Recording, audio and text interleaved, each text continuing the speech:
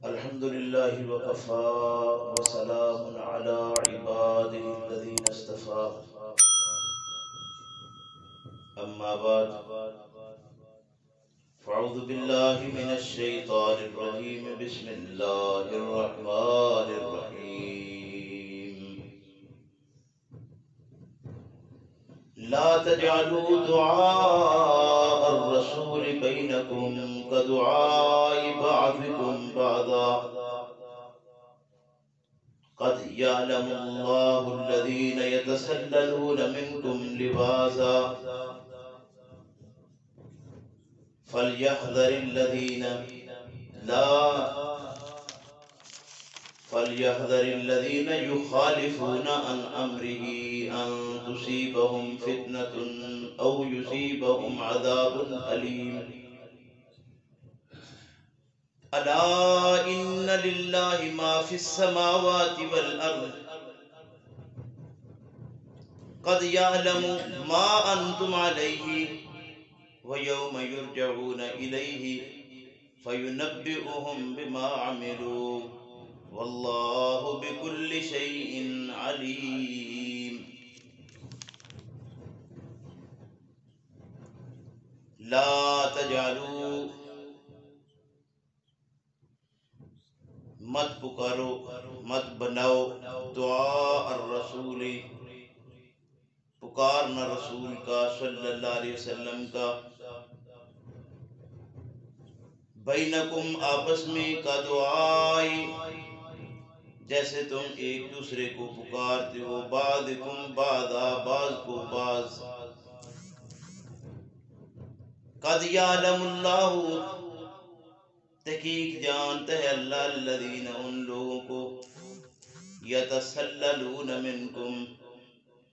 جو تم میں سے چپکے سے نکل جانے والے ہیں لواذا نظر بچا کر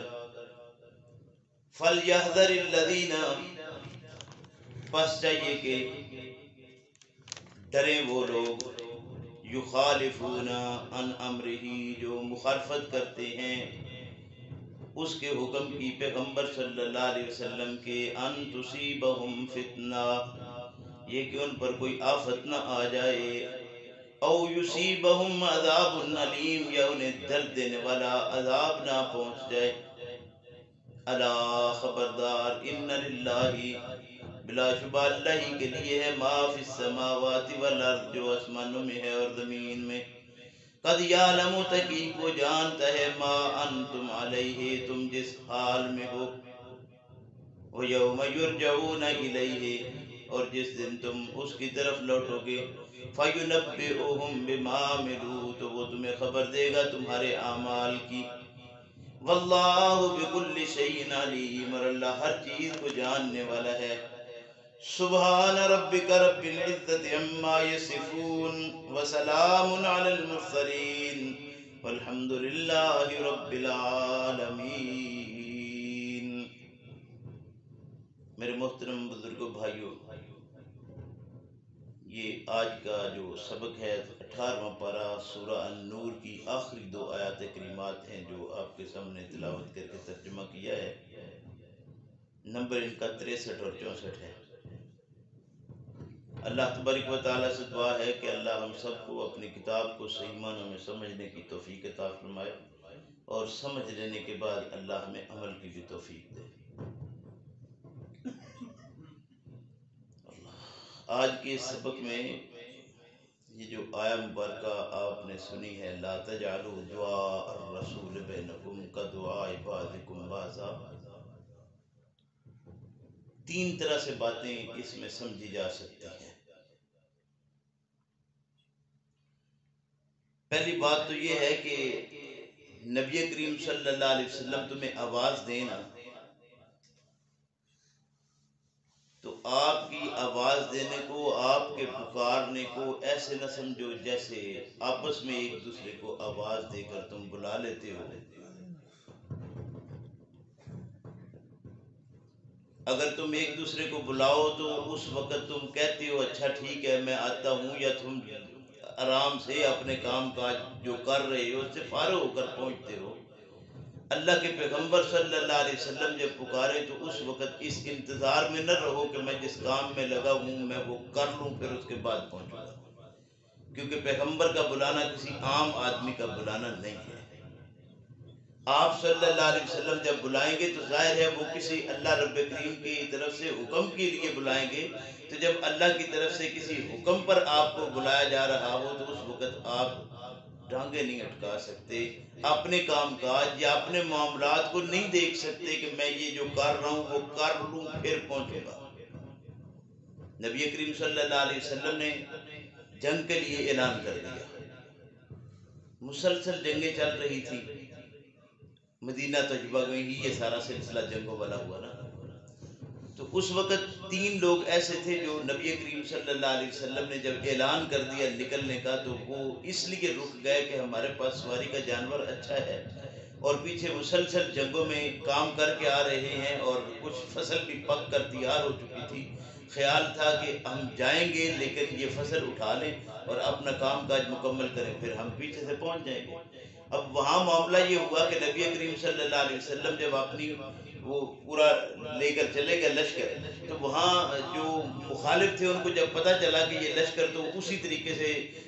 پورے جذبے کے ساتھ آیا ہے، خیال ان کا یہ تھا کہ یہ لٹے پٹے ہیں مسلمان اس وقت، تو اب اس وقت ہم اگر اعلان جنگ کر دیں گے تو مسلمانوں میں یہ قوت اور طاقت ہی نہیں رہے گی، موسم بھی گرم ہے، علاقہ چھوڑ کر ان کو آنا ہوگا، فصل کی تیار ہے، تو اس لیے یہ اب اس وقت ذرا ٹھنڈے پڑ چکے ہوں گے تو ہم یہ جنگ جیت جائیں گے۔ لیکن نبی کریم صلی اللہ علیہ وسلم کے ساتھی ایسے شوق اور جذبے کے ساتھ اس جنگ میں شریک ہوئے کہ وہاں پہنچنے تک ان کو جب پتہ چلا کہ لشکر پورے جذبے سے ہے وہ بھاگ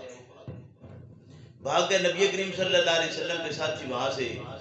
بخیر وفیت واپس نکل آئے، گویا جنگ ان کے حق میں آ گئی، علاقہ فتح ہو گیا۔ ابھی یہ کیونکہ ان کا پروگرام ہی تھا جو 3 ساتھی میں عرض کر رہا ہوں، اور بھی بہت سارے لوگ تھے جو ابھی نکلنا چاہ رہے تھے، خیال تھا کہ نکلیں گے۔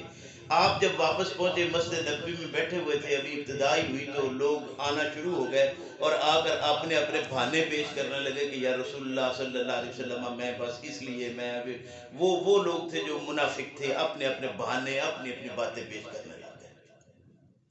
3 دوست نبی کریم صلی اللہ علیہ وسلم کے 3 ساتھی ایسے تھے جو صحیح معنوں میں سچے اور سچے تھے، انہوں نے کوئی بہانہ کوئی عذر نہیں کیا، انہوں نے کہا کہ نہیں ہم بس مطلب ہو گئی غلطی، ارادہ تھا پہنچنے کا لیکن غلطی ہو گئی، ہمارا کوئی عذر نہیں ہے، کوئی بہانہ ہمارے پاس نہیں ہے کہ ہم یہ کہیں کہ اس وجہ سے رہ گئے، اس وجہ پہ آنا تھا نہیں پہنچ سکے۔ اللہ کے پیغمبر صلی اللہ علیہ وسلم نے جنہوں نے بہانے بنائے ان کو تو اجازت دے دی، پتا تھا کہ یہ اپنے اندر کچھ رکھتے ہیں، لیکن وہ لوگ جنہوں نے ڈائریکٹ یہ بات کہی کہ ہمارے پاس کوئی بہانہ نہیں ہے، بس رک گئے، غلطی ہو گئی۔ فرمایا کہ اب تمہارا فیصلہ بھی اللہ ہی کرے گا اس غلطی کا۔ پھر ان کے اوپر جو اس وقت مصیبت آئی اتنی شدید، قرآن کریم نے بیان کیا کہ وہ لوگ تھے جن کو ہر طرف سے بائیکاٹ ہوتا یہاں تک ہو گیا کہ گھر سے بائیکاٹ ہو گیا، اور نبی کریم صلی اللہ علیہ وسلم کے یہ ساتھی چھپ چھپا کر مسجد نبوی میں بیٹھتے، 2 تو ان میں سے ایسے تھے جو بیٹھ ہی گھر میں گئے، ایک ان میں ایسے تھے جو مسجد میں آتے رہے آخری وقت تک۔ آخری وقت سے مراد جب تک یہ مصیبت ان کی ٹلی نہیں، اللہ رب کریم نے ایسے امتحان میں ان کو ڈال دیا، جب اللہ کے پکے مومن ہوں تو پھر اللہ آزمائش میں ڈالتا ہے، اور آزمائش میں ڈالے تو پھر اللہ کی آزمائش اتنی شدید ہوتی ہے کہ وہ عام آدمی اس کو برداشت نہیں کر پاتا۔ ایک وہ جو ساتھی پہنچتے تھے وہ کہتے ہیں کہ میں اس حالت میں مسجد نبوی میں جاتا رہا کہ میرے ساتھ کوئی شخص بھی کلام نہیں کرا، صحابہ میں سے کوئی بھی، یہاں تک کہ وہ کہتے ہیں میں مسجد میں بیٹھا ہوتا ایک نکر میں کونے میں لا کے نبی کریم صلی اللہ علیہ وسلم کی طرف میں دیکھتا تو مجھے ایسا محسوس ہوتا کہ آپ میری طرف دیکھ رہے تھے، یوں ہی محسوس ہوتا، میں جب دیکھتا تو آپ اپنی آنکھیں پھیر لیتے، اور نبی کریم صلی اللہ علیہ وسلم آنکھیں پھیر لیں تو بندے کی کیا صورتحال ہوگی۔ وہ کہتے ہیں میرا چچا داد بھائی تھا جو میری وجہ سے مسلمان ہوا تھا، وہ اس باغ میں اس کے گئے اور چچا داد بھائی کو بولا کہ یہ جگہ یاد کر جہاں بیٹھ کر میں تیرے ساتھ دین کی باتیں کیا کرتا تھا، تو میرے متعلق شک میں پڑا ہے۔ کہتے ہیں کہ وہ چچا داد بھائی تھا، دوست تھا، میری وجہ سے مسلمان ہوا تھا. میں نے جب اس کے ساتھ یہ بات کی تو اس نے منہ پھیرا اور صرف ایک جملہ کہا کہ اللہ اور اس کا رسول جانتا. یہ اللہ کے پیغمبر صلی اللہ علیہ وسلم کے ساتھی تھے. پھر اس امتحان سے اللہ نے ان کو پاک بھی کیا، صاف بھی کیا، اور اتنا شاندار طریقے سے کیا کہ اللہ رب کریم کی طرف سے ان کی برات کا اعلان ہوا. مطلب یہ تھا کہ جب اللہ کی طرف سے پیغام آ جائے، نبی کریم صلی اللہ علیہ وسلم جب پکاریں تو آپ کی پکار کو عام پکار نہ سمجھو، بلکہ یہ ایسی پکار ہے کہ اس سے رکنا آپ یہ سمجھ لو کہ آپ کس چیز کو دعوت دے رہے ہو. یہ پیغام کوئی عام پیغام نہیں ہے، اس لیے اس پیغام کو عام لوگوں کے پیغام کی طرح مت سمجھو. دوسری بات جو اس سلسلے میں سمجھی جا سکتی ہے وہ ہے دعا، بیسک دعا کرنا جسے کہتے ہیں.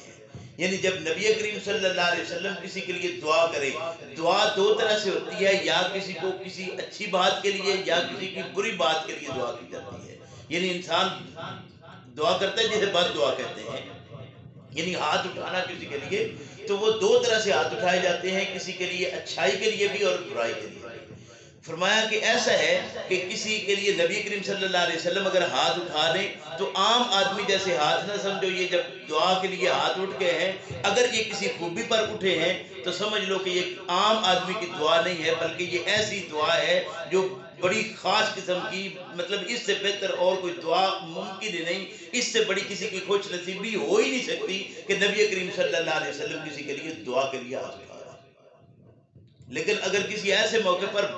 ہاتھ اٹھ جائے دعا کے لیے جو کسی کے لیے بری خبر ہو، تو یہ بھی سمجھ لو کہ یہ عام آدمی کا ہاتھ اٹھا ہوا نہیں ہے، بلکہ یہ ایسے آدمی، ایسی شخصیت کی بات ہے، ایسی شخصیت کی دعا ہے کہ اگر آپ اس طرح کی دعا کے لیے ہاتھ اٹھا لیں گے تو اس شخص کے لیے جو بری خبر ہے تو اس سے بڑی کوئی بری خبر بھی نہیں ہو سکتی.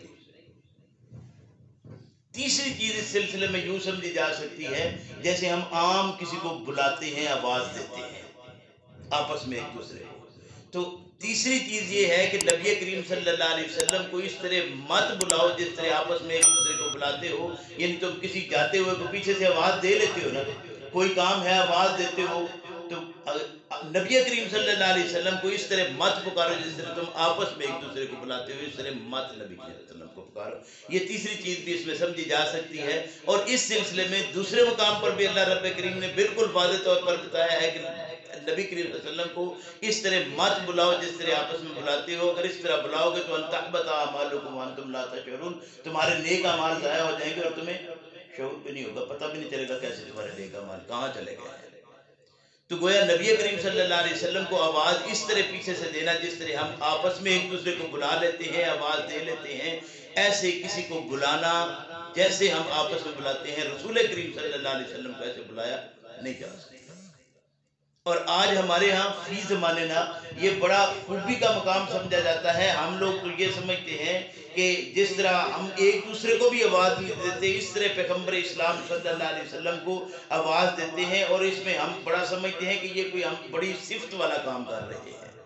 یہ ہمارے یہاں اسپیکر کھلتے ہیں نا، تو نبی کریم صلی اللہ علیہ وسلم کو کیسے آواز دی جاتی ہے؟ ایسا یا محمد کہنا ہے. ہم نبی کریم صلی اللہ علیہ وسلم کے اسم ذات سے اس طرح پکارتے ہیں. اللہ رب کریم نے منع کیا کہ آپس میں ایک دوسرے کا نام لے کر پکارتے ہو، نبی کریم صلی اللہ علیہ وسلم کا اسم ذات لے کر مت پکارو. آپ صلی اللہ علیہ وسلم کا قرآن کریم آپ پڑھیے، قرآن کریم نے ابراہیم علیہ السلام کا نام لیتے ہوئے یا ابراہیم، یا موسیٰ، یا عیسیٰ نام لیے ہیں. ایک مقام پر آپ یہ نہیں بتا سکتے نبی کریم صلی اللہ علیہ وسلم کا نام لے کر اللہ نے کہا ہو یا محمد، یا ایھا الرسول، یا ایھا النبی. نبی کریم صلی اللہ علیہ وسلم ایک جگہ کہا گیا محمد الرسول اللہ والذین معہ،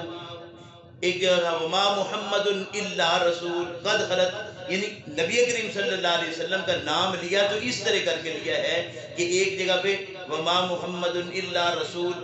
اللہ بھی بلاتے ہیں، تو پیغمبر اسلام صلی اللہ علیہ وسلم کے اسم ذات کے ساتھ یا کہہ کے جیسے ہم او نی وے کہہ کے ایک دوسرے کو بلا لیتے ہیں، اللہ رب کریم نے کسی ایک مقام پر بھی پیغمبر اسلام صلی اللہ علیہ وسلم کو نہیں بلایا، نہیں پکارا، تو ہم کیوں ایسے ایک دوسرے کو جس طرح آواز دیتے ہیں؟ نبی کریم صلی اللہ علیہ وسلم کا نام صفت طور پر اس طرح لیتے ہیں کھڑے ہو کر کے، ہم سمجھتے ہیں ہم بڑا نیکی کا کام کر رہے ہیں۔ اللہ فرماتے ہیں لا تجعلوا دعاء الرسول بینکم کدعاء بعضکم بعضا، جیسے ایک دوسرے کو پکارتے ہوئے اس طرح رسول کو مت پکارو۔ فرمایا قد یعلم اللہ الذین یتسللون منکم لواذا، اللہ خوب جانتا ہے جو تم میں سے چپکے سے نکل جاتے ہیں۔ پیغمبر نے بلایا صلی اللہ علیہ وسلم نے، یعنی اللہ کی طرف سے پیغام آ گیا، رسول اللہ نے پیغام دیا، آپ اس پیغام میں پہنچے، لیکن اچانک آپ چپکے سے وہاں سے نکل گئے۔ جب نظر بچا کر ہی نکل جاتے، اس کو لواذا کہتے ہیں، نظر بچا کر نکل جانا، اور سلل کہتے ہیں خاموشی سے، چپکے سے نظر بچا کے، آنکھیں بچا کے اس مجلس سے نکل جانا کہ نظر آ گئے ہیں، پتہ چل گیا ہے اس میں آ کے شامل ہو گئے ہیں، پھر اس کے بعد نظر بچائی اور نکل گئے، سمجھا کہ خیر ہے۔ اللہ فرماتے ہیں کہ اللہ جانتا ہے جو تم میں سے چپکے سے نظر بچا کر، آنکھیں بچا کر نکل جانے والے ہیں۔ فَلْيَحْذَرِ الَّذِينَ، فرمایا ان لوگوں کو ڈرنا چاہیے، يُخَالِفُونَ عَنْ أَمْرِهِ، جو اللہ کے پیغمبر صلی اللہ علیہ وسلم کے حکم کی مخالفت کرتے ہیں، انہیں اس بات سے ڈرنا چاہیے۔ کس بات سے؟ ان تصیبہم فتنہ، کہ کہیں ان پر کوئی آفت نہ آ پڑے۔ یہ چھوٹی سی چیز نہیں ہے، اگر تم نے اس پکار کو بھی اتنا ہلکا لیا تو یاد رکھو کہ اللہ کی طرف سے آفت میں مبتلا ہو جاؤ گے، اللہ کی طرف سے فتنہ آ جائے گا، آزمائش آ جائے گی تمہارے اوپر، مشکل آن پڑے گی تمہارے اوپر۔ او یصیبہم عذاب علیم، یا اس سے بڑی بات بھی یہ ہے کہ تم دنیا کے اندر تو کسی ایسی پکڑ میں نہ ہو، لیکن کل قیامت کے دن درد دینے والا عذاب تمہارے اوپر آ پڑے، جس سے چھٹکارے والی کوئی صورت ہی نہیں ہوگی۔ وہ دنیا میں کوئی معاملہ ایسا ہو گیا تو اس میں چھٹکارا بھی ہوگا، اور اللہ کے فضل و کرم سے چھٹکارا بھی ایسا ہوگا کہ اگر وہ بات صحیح ہوئی تو چھٹکارا پکڑنے کے بعد، آزمائش کے بعد اللہ کے فضل و کرم سے بہت خوبی کا ہوگا، لیکن اگر آخرت میں پکڑے گئے تو درد دینے والا عذاب ہوگا، وہاں چھٹکارے والی بات کوئی نہیں ہوگی۔ الا ان للہ ما فی السماوات والارض، خبردار یاد رکھو اس بات کو کہ اللہ ہی کے لیے ہے جو آسمان و زمین میں ہے۔ قد یعلم ما انتم علیہ، اللہ خوب جانتا ہے تم کس حال میں ہو، تمہاری حالت سے اللہ واقف ہے۔ گویا تمہارے ظاہر سے اگر دنیا جانتی ہے نا، تو اللہ وہ ہے جو تمہارے باطن کو بھی جانتا ہے، جو تم نے اپنے اندر چھپایا ہے اللہ اس کو بھی جانتا ہے۔ فرمایا قد یعلم ما انتم علیہ، تم جس حالت پر ہو اللہ خوب جانتا ہے کہ تمہاری یہ حالت ظاہری ہے یا تمہارے اندر کی حالت بھی یہی ہے،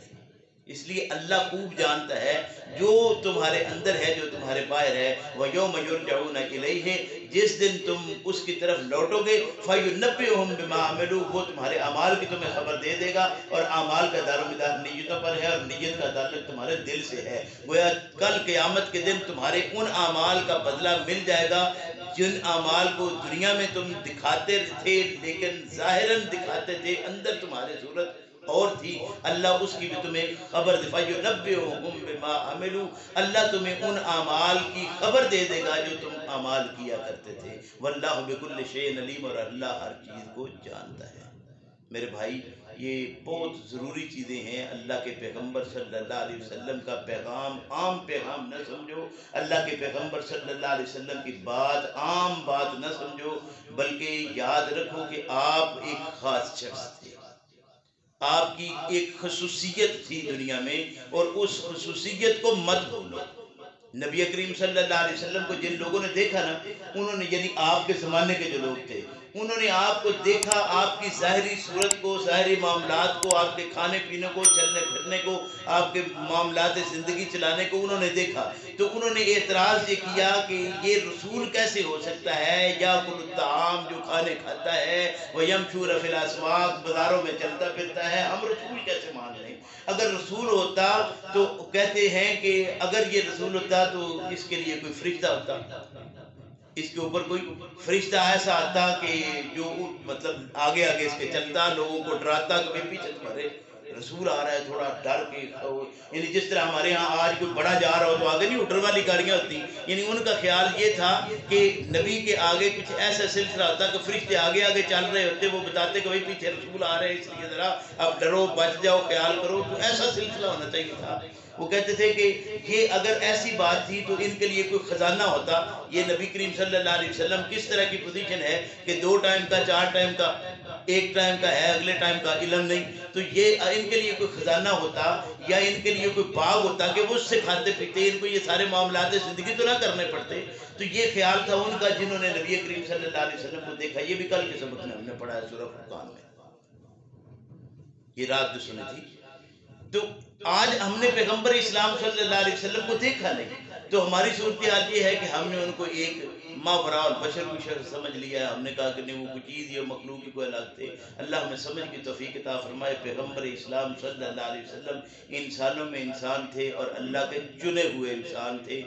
عام انسان نہیں تھے بلکہ خاص انسان تھے۔ اور اللہ ہم سب کو اس بات کی توفیق دے کہ آپ صلی اللہ علیہ وسلم کا جو مقام ہے، جو مرتبہ ہے، اس مقام اور مرتبے کو سمجھتے ہوئے آپ صلی اللہ علیہ وسلم کی تعلیمات پر عمل کر کے اپنی زندگی کو اچھے طریقے سے گزاریں، تاکہ دنیا کی زندگی بھی کامیاب ہو اور آخرت کی زندگی کامیابی اصل ہے۔ اللہ ہمیں توفیق دے۔ ربنا لا تزغ قلوبنا بعد إذ هديتنا وهب لنا من لدنك رحمة إنك أنت